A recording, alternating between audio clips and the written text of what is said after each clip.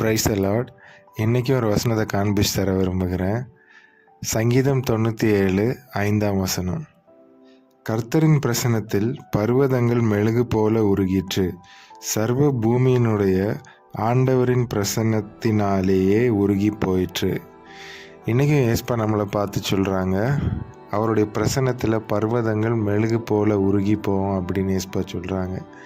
இதை பார்த்துட்ருக்க நீங்கள் நினைக்கலாம், என் வாழ்க்கையில் சில பிரச்சனைகள் மலையை போல் பெருசாக இருக்கே, நான் இதை எப்படி தாண்டி போவேன் அப்படின்னு தெரியாமல் இருக்கலாம்.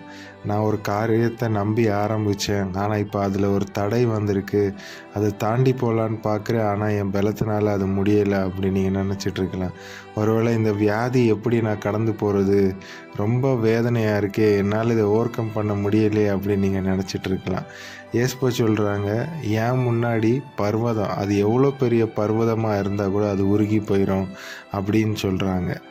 பலத்தினாலும் பராக்கிரமத்தினாலும் அல்ல, கர்த்தருடைய ஆவியினாலே ஆகும் அப்படின்னு ஏஸ்பா சொல்கிறாங்க. வாம் பலத்தினால நீ அதை தாண்டி போக முயற்சி பண்ணனா அது முடியாது, என்னுடைய ஆவியினால் என்னுடைய பலத்தினால அது முடியும். சத்ருவானவன் வெள்ளம் போல் வரும்போது ஆவியானவர் கொடி ஏற்றுவார்னு வசனம் இருக்குது.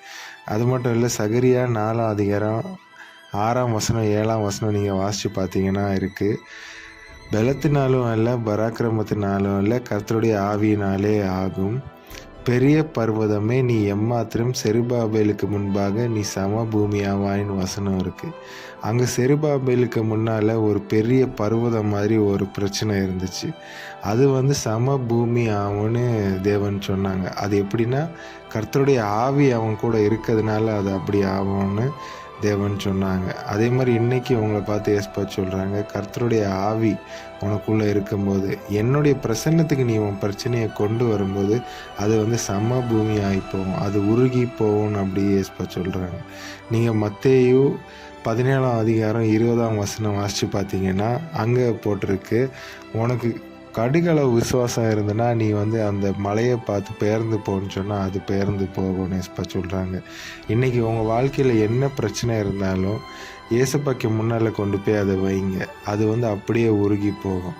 ஏசப்பாக்கு முன்னால் போயிருந்துட்டு, அப்பா என் பிரச்சனை எவ்வளோ பெருசாக இருக்குன்னு சொல்லாதீங்க.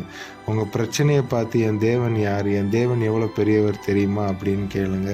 இன்றைக்கும் ஏசப்பா சொல்கிறாங்க, உன் பிரச்சனை எதுவாக இருந்தாலும் என்கிட்ட கொண்டு வா, நான் அதை மெழுகு போல் உருக பண்ணுவேன் அப்படின்னு ஏசப்பா சொல்கிறாங்க. இந்த வார்த்தையின்படி ஏசப்பா நம்மளை ஆசீர்வதிக்கட்டும். இந்த நாள் நல்ல நாளாக இருக்கட்டும். ஆமேன்.